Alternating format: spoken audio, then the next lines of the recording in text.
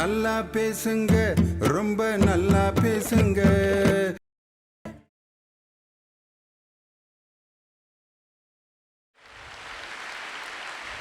ஒரு பண்ணையில் 2 கோழி பேசிக்கிச்சு, நாட்டுக்கோழியும் பிராய்லர் கோழியும்.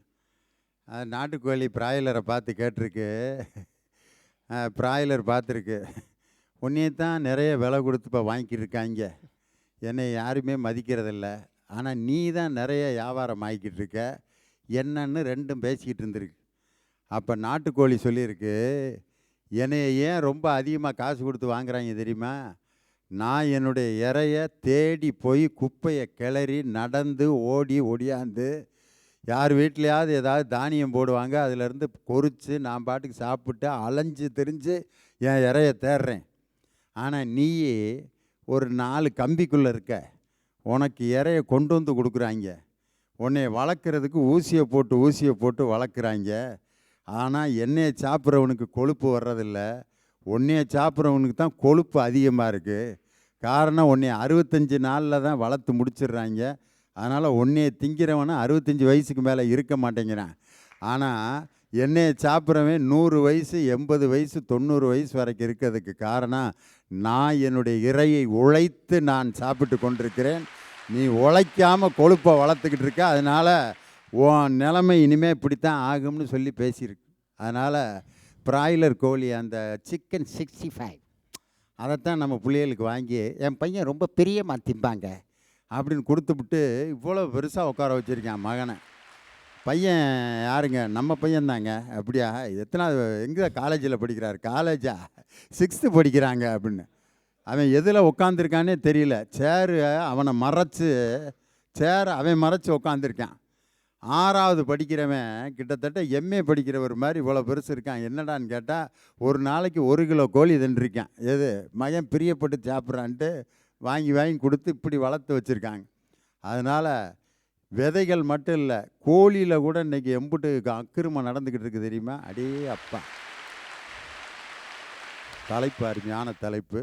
சமுதாயத்தின் வளர்ச்சியை பெரிதும் தீர்மானிப்பது நேற்றைய வரலாறா, இன்றைய சாதனையா, நாளைய திட்டங்களா? ஐயா, ஊரெல்லாம் சுற்றியும் நம்ம பயலுக்கு பொண்ணு கிடைக்க மாட்டேங்குது. ஊரெல்லாம் சுற்றியும் நம்ம பயலுக்கு பொண்ணு கிடைக்க மாட்டேங்குது. ஊருக்குள்ளே எந்த மூலையில் போனாலும் ஒய்ஃபை கிடைக்குது. இதிலேருந்து என்ன தெரியுது? ஒய்ஃபு கிடைக்கிறது தான் கஷ்டம், ஒய்ஃபை கிடைக்கிறது ரொம்ப சுலபம்.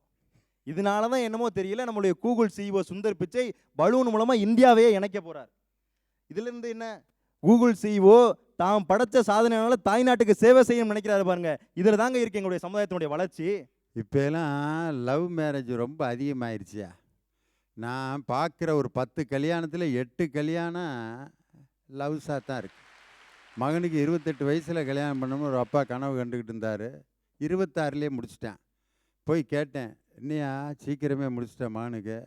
பொண்ணு எங்கே பார்த்தேன்? நான் எங்கே பார்த்தேன்? அவனே பார்த்துக்கிட்டேன். பொண்ணு என்னது? வேறு சாதி வேறு மதம் வேறு, என்ன செய்ய சொல்கிறீங்க? அதுக்கு அவன்கிட்ட நான் கேட்டேன், ஏன்டா டே, நம்ம மாமக ஒன்று இருக்கு, அதை கட்டலாம்னு தானடா உனக்காக வச்சுருந்தேன். இப்போ நான் கட்டிட்டு வந்து கட்ட போகிறேன்ல பொண்ணு, வேறு மதம், ரைட்டு, வேறு ஜாதி அப்படிங்கிறான். யார்? அப்பாட்ட பேசுகிறேன். அவளும் 10 மாதத்தில் குழந்தை வைப்பாப்பா. இதுக்கு மேலே ஒரு மனைவியாக இருக்கிறதுக்கு வேறு என்ன தகுதி வேணும்னா, அவங்க அப்பா கையெடுத்து கும்பிட்டு முடிச்சுக்கடா ராசா, பெத்த அப்பனுக்கு இப்படி பாடம் நடத்துவேன்னு நான் எதிர்பார்க்கவே இல்லைடான்ட்டு முடிச்சு வச்சுட்டாங்க. என்னைக்கு கலப்பு திருமணங்கள் நடைபெறுகிறதோ அன்றுதான் தமிழன் என்ற உணர்வு தலை நிமிர்ந்து நிற்கும்னு சொன்னார் முத்தமிழறிஞர் டாக்டர் கலைஞர். அதனால தான் கலப்பு திருமணத்தை சட்டமாக்கினார். ஐயா, திருநங்கை என்பவள் காசு பிடுங்குபவள், காமத்திற்கு அடிபணிபவள் என்று காவல்துறையால் சித்தரிக்கப்பட்ட போதும், காவல்துறையில் கால் தடம் பதித்து திருநங்கைகளுக்கென ஒரு சித்திரம் பதிவித்து விட்டால் எங்கள் அக்கால் பிருத்திகா யாசினி. பெண்கள் நம் நாட்டின் கண்கள்பாங்க, பெண்கள் நம் நாட்டின் கண்கள்பாங்க. தன்னுடைய 2 கண்களை இழந்த போதும் இந்தியாவின் முதல் பார்வையற்ற IFS அதிகாரி ஆகிய சாதனை படைத்திருக்கிறார் எங்கள் அக்கா பினோத் ஜெஃபின். ஐயா, காந்தியடிகள் தன்னுடைய கொள்கையினால் மிகப்பெரிய தலைவரானார். பேரறிஞர் அண்ணா அவருடைய பேச்சாற்றல்னாலையும் செயல்திறனாலையும் மிகப்பெரிய தலைவரானார். காமராஜர் அவருடைய நல்ல திட்டங்களால் மிகப்பெரிய தலைவரானார். ஆனால் அப்துல் கலாம்ங்கிற ஒரு இளைஞர் மட்டும்தான் அவர் படைத்த சாதனையால இந்தியாவுடைய குடியரசுத் தலைவரானார். ஏன் வரலாறுங்களே வரலாறு என்ன இருக்குது? நான் பிஎட் ட்ரைனிங் போகும்போது ஒரு பையனை எழுப்பி விட்டு, தம்பி இன்னைக்கு யாருடைய விழாவிட கொண்டாடுறான் அப்படின்னு. அவன் சொன்னா பசுமன் முத்துராமலிங்க தேவருடைய பிறந்தநாளை கொண்டாடுற ஐயா அப்படின்னு. அதுக்கு நான் கேட்டேன், ஏன்டா அவருக்கு விழா எடுக்கணும் அப்படின்னு கேட்டேன். அதுக்கு அவன் சொல்கிறான், அவர் வந்து குறிப்பிட்ட ஒரு சமுதாயத்தினுடைய தலைவராக இருந்தார், அதனால் அவரை கொண்டாடுறா அப்படின்னு. எனக்கு ரொம்ப அதிர்ச்சி ஆயிடுச்சு. பாருங்கள் உங்களுடைய வரலாறு எதை பதிச்சிருக்கு அப்படின்னு. அவர் ஒரு நல்ல சுதந்திர போராட்ட வீரர், தாழ்த்தப்பட்ட மக்களுக்காக போராடின ஒரு தன்னிகரற்ற தலைவருங்கிறத மறைச்சு ஒரு சமுதாயத்தினுடைய தலைவராக பதிச்சிருக்கு பாருங்க உங்களுடைய வரலாறு. அதனால தான் நான் சொல்கிறேன், ஜாதி போர் வேண்டாம், சாதி போர் வேண்டும். ஏன் சட்டம் திட்டம் இது வந்து இன்னைக்கு பெரிய குளறுபடியாக இருக்குது. இந்தியாவில் 25 வயதுக்கு மேலே இருந்தால் திருமணம் பண்ணலாங்கிறாங்க, 21 வயதுக்கு மேலே இருந்தால் மது அருந்தலாம்ங்கிறாங்க, 18 வயதுக்கு மேலே இருந்தால் வாகனம் ஓட்டலாம்ங்கிறாங்க. சென்னையில் வெள்ளத்தில் பாதிக்கப்பட்டவங்களுக்கு வெள்ள நிவாரணம் 5000 ரூபா. சென்னையில் வெள்ளத்தில் பாதிக்கப்பட்டவங்களுக்கு வெள்ள நிவாரணம் 5000 ரூபா. ஆனால் கற்பழிப்பு வழக்கில் சிறை சென்று வந்தவனுக்கு 10,000 ரூபாயும் பாதுகாப்பும் கொடுக்குது உங்களுடைய திட்டம். அப்படியாப்பட்ட திட்டத்தையே அவசர சட்ட மசோதா நிறைவேற்றி இன்றைக்கு தப்பு பண்ணவன் யாரா இருந்தாலும் தண்டிக்கப்படணும்னு சாதிச்சிருக்கமா இல்லையா? ஐயா, கிரிக்கெட் விளையாட தெரியுமா உங்களுக்கு? பார்ப்பேன், விளையாட தெரியாது. ஒரு பையன், மும்பையை சேர்ந்த ஒரு பையன், பிரணாவ்ங்கிற பையன் 10 நாளைக்கு முன்னாடி யாருக்குமே தெரியாது. அவன் அடித்தா ரன்னு 100 200லாம் இல்லை, 1009 ரன்னு, 129 4, 59 6. அவன் சாதாரண ஆட்டோ ஓட்டக்கூடிய குடும்பத்தை சேர்ந்த ஒரு பையன். சாமானியை விட்டு பையனை சர்வதேச அளவில் இன்றைக்கு பேசப்படுறான் அப்படின்னா எங்களுடைய சாதனைகளால் தானே. கிரிக்கெட்டு அதை புரிஞ்சவங்க தான் பார்ப்பாங்க. சில பேர் புரியாமையே பார்க்குற ஆள் இருக்கான் தெரியுங்களா? கிரிக்கெட்டை என்னன்னே தெரியாது. அப்பா பெவிலியன் போயிட்டான்டா அப்படின்னா, பெவிலியன்னா என்னடா, யாருக்குடா தெரியும்? எல்லாம் பேசிக்கிறாங்க, நானும் பேசிக்கிறேன். இதை பற்றி பேசாட்டி நம்மளை கிரிக்கெட்னு நினைப்பாங்க போல இருக்குது அப்படின்ட்டு புரியாமையே அந்த மேட்சை பார்க்குறவன்லாம் இருக்கான். ஆனால் 100 மீட்டர் ஓட்டப்பந்தயத்தில் ஓடுறவன் பின்னால் திரும்பி பார்த்தான்னா கண்டிப்பாக அவனால் ஜெயிக்க முடியாது. அவன் ஓடிக்கிட்டு இருக்கவன் இந்த இப்படி பார்த்துட்டு நம்மளை யாராடுறா அப்படின்னாக்கா அவன் பின்னாடி தான் வரணும். ஆனால் இலக்கை நோக்கி அவன் ஓடுறானோ அவன் தான் வெற்றி பெற முடியும். அது மாதிரி தான். ஆனால் கிரிக்கெட்டில் அந்த ரன் எடுப்பாங்க பார்த்துருக்கீங்களா? அவனுக்கு பின்னால் பார்த்துட்டு தான் ஓடுவாங்க. இங்கே ஓடிட்டு அவன் வந்துட்டானா, ஏன்னா அவன் வந்தால் தான் ரன்னு கம்ப்ளீட் ஆகும், இல்லாட்டி அவன் அவுட் ஆகி போயிடுவான். அதனால் பின்னால் திரும்பி பார்த்து ஓடக்கூடிய ஒரு விளையாட்டு தான் கிரிக்கெட்டு. இன்றைக்கி ஏதோ அது வணிக ரீதியாக டெவலப் ஆகி கிடக்குது. அது என்னைக்கு கபடியும் நம்ம தமிழகத்தினுடைய விளையாட்டும் ஒலிம்பிக்கில் வருதோ அன்னைக்கு தான் தமிழனுடைய பெருமை உலக அரங்குக்கு போகும். ஐயா, 1 2 சாதனைகள். ஐயா, 1 2 சாதனைகள் உங்களுக்கு பட்டியலிடுவதற்கு. ஏனென்றால் அதுதான் எங்களுடைய வளர்ச்சி, சமுதாயத்தினுடைய வளர்ச்சியை தீர்மானிக்குது. ஐயா, சமுதாயத்தின் வளர்ச்சியில் பெரிதும் தீர்மானிப்பதற்கு நேற்றைய வரலாறு என்பது இறந்த காலம், நாளைய திட்டங்கள் என்பது இருண்ட காலம், இன்றைய சாதனைகளே என்பது சாத்தியமானது ஒன்று என்று கூறி சமுதாயத்தின் வளர்ச்சியை பெரிதும் தீர்மானிப்பது இன்றைய சாதனைகளை என்று சொல்லி, வாழ்வது ஒரு முறை வாழ்த்தட்டும் உன்னை தலைமுறை என்று கூறி விடைபெறுகிறேன். நன்றி, வணக்கம். ஐயா, இந்த உலகத்துக்கே வெளிச்சத்தை கொடுத்தது அமெரிக்கன். தாமஸ் ஆல்வா எடிசனோட பிறந்த நாளை அமெரிக்காவில் கொண்டாடும் போது அந்த அமெரிக்க அதிபர் இந்த பிறந்த நாளை நம்ம வித்தியாசமாக கொண்டாடணும்னு சொல்லி ஒரு விஷயத்தை பதிவு செய்கிறாரு. என்னன்னா, இந்த உலகத்துக்கே வெளிச்சத்தை கொடுத்தது தாமஸ் ஆல்வா எடிசன்.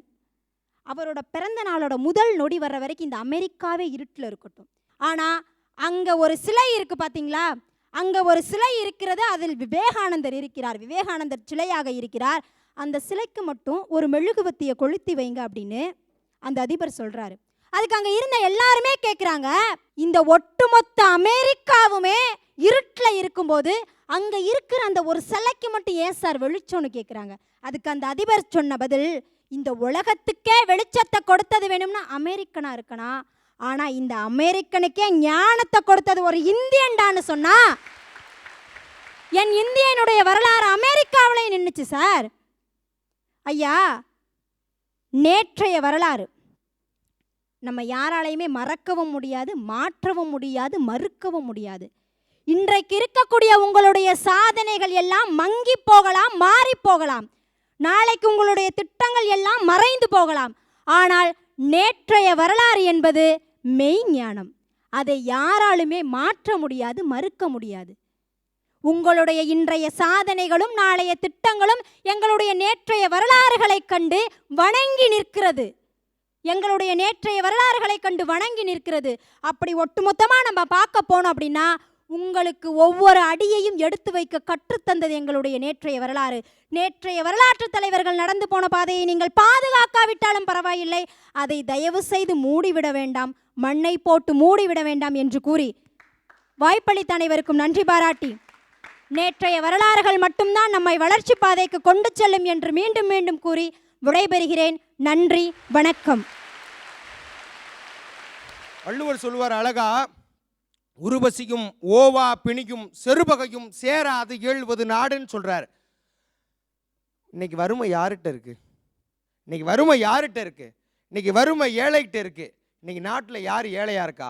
இன்னைக்கு நாட்டில் ஏழையா இருக்கிறது விவசாயி தான். இந்த நாட்டில் இன்னைக்கு ஏழையா இருக்கிறான். ஏன்?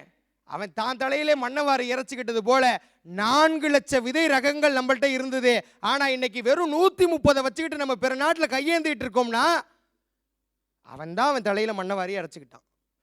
ஜீன்களின் மூலமாகவும் பாரம்பரிய ரகைகளை மீட்டெடுக்கிற திட்டம் நம்ம நாட்டில் கொண்டு வந்தா நம்முடைய சமூகம் வளர்ச்சி பெறுங்கிற ஒருவித ஐயப்பாடு இல்லை. இன்னைக்கு அமெரிக்கா நாட்டில் ஒரு விதை வங்கி இருக்கு. அந்த விதை வங்கியில நாட்டில் கிடைக்கக்கூடிய அத்தனை ரக விதைகளும் அந்த இடத்துல கிடைக்கும். நம்மள்ட்ட இருந்ததை விட்டுட்டோம். அவை எல்லா நாட்டில் இருக்கிறத கொண்டு வந்து சேர்த்துக்கிட்டு அவங்க நல்லா வளர்ச்சியாக சந்தோஷமாக இருக்கிறாங்க. இதை பார்க்கும்போது தான் எனக்கு ஒன்று ஞாபகம் வருது. 3ஆம் உலகப்போர் புத்தகத்தை வெளியிடும் பொழுது கவிஞர் வைரமுத்து அவர்கள் அழகாக ஒரு கவிதை எழுதுகிறாரு. இவற்றில் சிறு வணிகர்கள் என்பவர்களை நீங்கள் நன்றாக வைத்துக் கொள்ளுங்கள், பெரும் முதலாளிகளை நீங்கள் நரிகளாக வைத்துக் கொள்ளுங்கள்.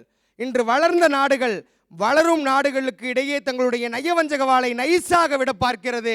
கவனம் தேவை. ஆனால் நரி நண்டை கவினாலும் நண்டு நரியை கவினாலும் ஆபத்து என்னவோ நண்டுக்குத்தான் சொல்லி முடிக்கிறார். இன்னைக்கு நம்ம அந்நிய முதலீடை நம்பி யாரோ ஒருத்தவங்க சொல்றாங்க அப்படி நம்பி பூச்சிக்கொல்லை மருந்தெல்லாம் வாங்கி போட்டு நம்முடைய விவசாயத்தை நம்மளே அழிச்சிட்டு இருக்கோம். மடுமுழுங்கி, மாப்பிள சம்பா, சொர்ணம், ஐவனம், இப்படி ஏகப்பட்ட விதைகளை நம்ம இழந்துட்டோம். அப்படின்னா இதை மீட்டெடுக்கிறதுக்கு விவசாய மறுமலர்ச்சியை சேர்ந்து நம்மெல்லாம் முயற்சி செஞ்சு ஜீன்களின் மூலமாக அந்த விதைகளை நாம் மீட்டெடுக்கணும். உங்கள்கிட்ட ஒன்று சொல்லணும்னு ஆசைப்பட்றேன். நீங்கள் எதிர்கால திட்டத்தை பற்றி பேசும்போது நீங்கள் நினச்சிக்கிறேன், என்னடா பைத்தியக்கார பயமாளி உளறிட்டு இருக்கான், எதிர்கால திட்டம்லாம் போட்டால் செயலேறுமா நடக்குமா அப்படின்னு நீங்களே எங்களை கிண்டல் அடிக்கலாம். பாரதி அந்த காலத்தை சொல்லும்போது பாரதியும் திட்டிருக்கலாம், என்னடா லூசனமாக உளறிட்டு இருக்கான் அப்படின்னு சொல்லி பாரதியும் அவங்க காலத்தில் இருக்கிற பொறணி பேசுகிற ஆளுங்க பேசிகிட்டு இருக்கலாம். இன்றைக்கி நீங்கள் பொறணி பேசுகிறேன்னு நான் நினச்சிக்கிறேன். இந்த இடத்துல தான் வைரமுத்து அவர்கள் சொல்கிறது போல, கத்தும் நாய்க்கு காரணம் வேண்டாம், தன்னிழல் பார்த்து தானே குறைக்கும், உலகின் வாயை தைத்திடு அல்லது உந்தன் செவிகளை இருக்க மூடிடு. உலகின் வாயை தைப்பது கடினம், உந்தன் செவிகளை மூடுதல் சுலபம். நீங்கள் என்னதான் சொல்லுங்க, எங்களுடைய திட்டத்தை வகுத்துட்டு நாங்கள் பாட்டு போயிட்டே தான் இருப்போம். ஆகவே இந்த சமூகம் வளர்ச்சி அடைவதற்கு திட்டம்தான் அவசியம், எதிர்கால திட்டம்தான் அவசியம் சொல்லிக்கிட்டு இறுதியாக ஒன்று சொல்லி முடிக்கிறேன். அதே பாரதி தான் என்ன சொல்றாரு அப்படின்னா, இன்னருங்கனி சோலைகள் செய்தல், இனிய நீர்த்தன் சுனைகள் இயற்றல், அன்ன சத்திரம் 1000 அமைத்தல், ஆலயம் 10,000 நாட்டல், பின்னருள்ள தர்மங்கள் யாவும் பெயர் விளங்கி ஒளிர நிறுத்தல். அப்பா 100 கோயில் கட்டலாம், 1000 பேத்துக்கு சோறு போடலாம், இதெல்லாம் புண்ணியம்தான், நல்லது தான், நான் மறுக்கலை. ஆனால் இதெல்லாம் விட என்ன தெரியுமா, ஆங்கொரு ஏழைக்கு எழுத்தறிவித்தல். என்னைக்கு நாட்டில் ஏழைக்கு போய் கல்வி சேருதோ, அத்தகைய வகையான திட்டங்கள் என்னைக்கு நாட்டில் நடைமுறைக்கு வருதோ அன்றுதான் இந்த சமூகம் வளர்ச்சி பெறும் சொல்லிட்டு நாளைய சமுதாயத்தை தீர்மானிப்பது நாளைய திட்டங்களே என்று கூறி பேச வாய்ப்பளித்த அனைவருக்கும் நன்றி பாராட்டி விடைபெறுகிறேன். நன்றி. போகிற கலசத்தில் வெளிநாட்டுக்காரெல்லாம் என்ன பண்ணுவான் தெரியுமா, தங்கத்தை வச்சுருப்பான், வைரத்தை வச்சுருப்பான், பல வித்தியாசமான வேலைப்பாடுடைய சிற்ப சிலையை வச்சுருப்பான். ஆனால் நம்ம தமிழை மட்டும்தான் கோயில் கலசத்தில் நவதானியத்தை வச்சான். ஏன் தெரியுமா, இன்னைக்கு இந்தியாவில் இந்த சென்னையில் பெரிய புயல் அந்த செம்பரமாக்க ஏரிலாம் உடஞ்சின்னு சொன்னாங்க. அது இருந்தாலும் அதில் நிறையா தண்ணி எல்லா இடத்தையும் அடிச்சிட்டு போயிடுச்சு. அதை விட மிகப்பெரிய அலைகள், அதை விட மிகப்பெரிய ஆறு உடஞ்சி வந்தாலும் கூட அந்த கலசத்தை ஒன்றும் பண்ண முடியாது.